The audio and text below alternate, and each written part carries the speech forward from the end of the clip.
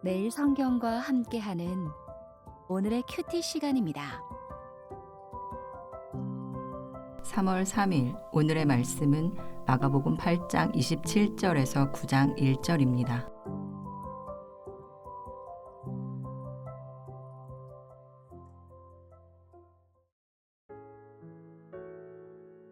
예수와 제자들이 빌립보 가이사랴 여러 마을로 나가실새 길에서 제자들에게 물어 이르시되 사람들이 나를 누구라고 하느냐. 제자들이 여짜와 이르되 세례 요한이라 하고 더러는 엘리야 더러는 선지자 중에 하나라 하나이다. 또 물으시되 너희는 나를 누구라 하느냐. 베드로가 대답하여 이르되 주는 그리스도 신이이다 하매 이에 자기의 일을 아무에게도 말하지 말라 경고하시고 인자가 많은 고난을 받고 장로들과 대제사장들과 서기관들에게 버림바 되어 죽임을 당하고 사흘 만에 살아나야 할 것을 비로소 그들에게 가르치시되 드러내놓고 이 말씀을 하시니 베드로가 예수를 붙들고 항변하매 예수께서 돌이키사 제자들을 보시며 베드로를 꾸짖어 이르시되 사탄아 내 뒤로 물러가라. 내가 하나님의 일을 생각하지 아니하고 도리어 사람의 일을 생각하는도다 하시고 무리와 제자들을 불러 이르시되 누구든지 나를 따라오려거든 자기를 부인하고 자기 십자가를 지고 나를 따를 것이니라. 누구든지 자기 목숨을 구원하고자 하면 잃을 것이요 누구든지 나와 복음을 위하여 자기 목숨을 잃으면 구원하리라. 사람이 만일 온 천하를 얻고도 자기 목숨을 잃으면 무엇이 유익하리요. 사람이 무엇을 주고 자기 목숨과 바꾸겠느냐. 누구든지 이 음란하고 죄 많은 세대에서 나와 내 말을 부끄러워하면 인자도 아버지의 영광으로 거룩한 천사들과 함께 올 때에 그 사람을 부끄러워하리라. 또 그들에게 이르시되 내가 진실로 너희에게 이르노니 여기 서 있는 사람 중에는 죽기 전에 하나님의 나라가 권능으로 임하는 것을 볼 자들도 있느니라 하시니라. 안녕하세요. 3월 3일 주일입니다. 오늘도 말씀으로 주님을 만나고 주님과 동행하는 저와 여러분 되기를 바랍니다. 오늘 말씀은 예수님의 질문으로 시작합니다. 사람들이 나를 누구라 하느냐? 그리고 너희는 나를 누구라 하느냐? 예수님은 자신의 사역 목적이 그리스도 되심을 드러내서 사람들로 믿게 하는 것이었기에 대중들과 제자들이 예수님의 실체에 다가섰는지 물으신 것입니다. 일단 대중들은 예수님의 기대에 미치지 못했습니다. 예수님을 바알셉을 들렸다고 한 바리새파의 서기관들보다는 나은 대답이었지만 그들은 예수님을 세례 요한이나 엘리야 또는 옛 선지자 중에 한 사람이 돌아온 것으로 이해하고 있었습니다. 다행히 제자들은 달랐습니다. 예수님의 질문에 베드로는 주는 그리스도십니다 라고 대답했습니다. 그런데 베드로의 답변을 들은 예수님의 말씀이 이상합니다. 30절을 보십시오. 이에 자기의 일을 아무에게도 말하지 말라 경고하시고 예수님은 제자들에게 자신이 그리스도라는 사실을 아무에게도 말하지 말라고 경고하십니다. 앞에서 말씀드린 대로 예수님의 사역 목적은 당신의 그리스도 되심을 드러내는 것이었습니다. 그리고 이제 겨우 제자들만 그 실체에 다가섰습니다.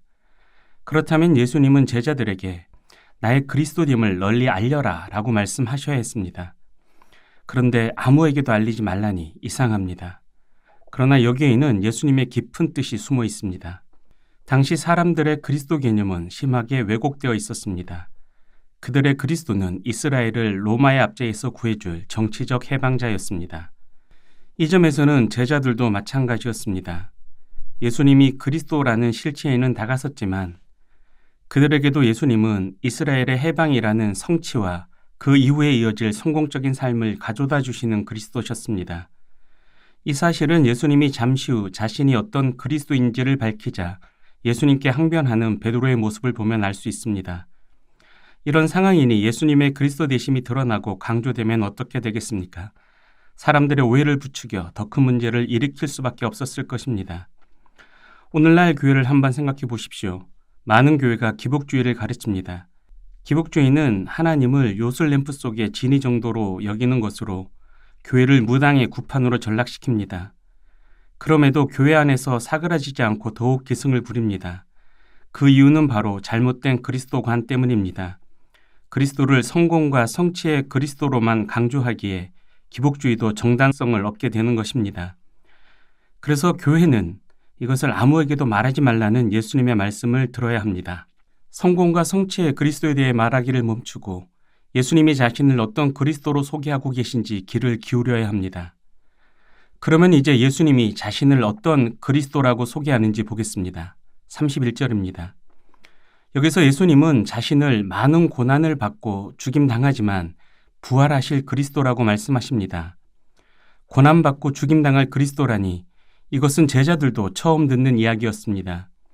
제자들은 즉시 큰 충격에 빠졌고 흥분한 베드로는 예수님을 붙들고 항변까지 했습니다.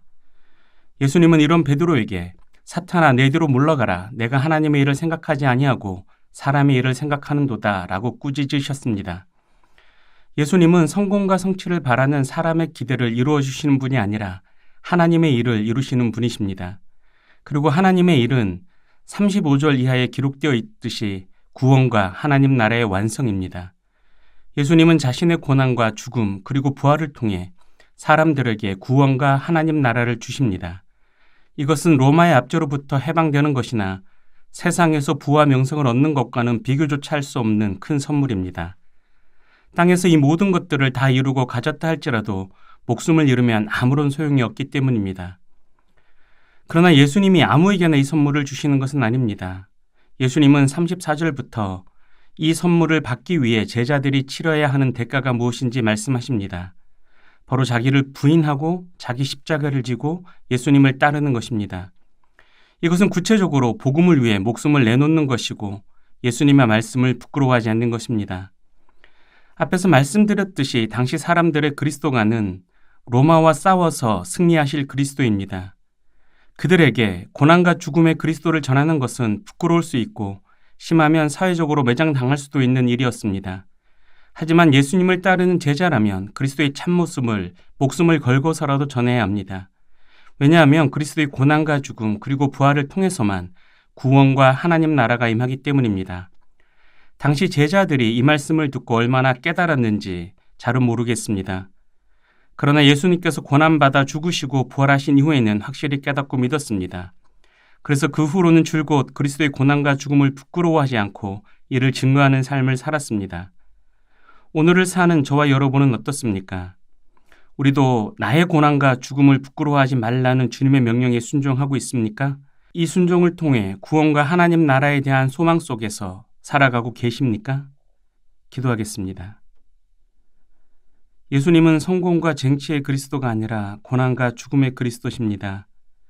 이 사실을 부끄러워하지 않고 믿고 따르는 저희가 되게 하옵소서.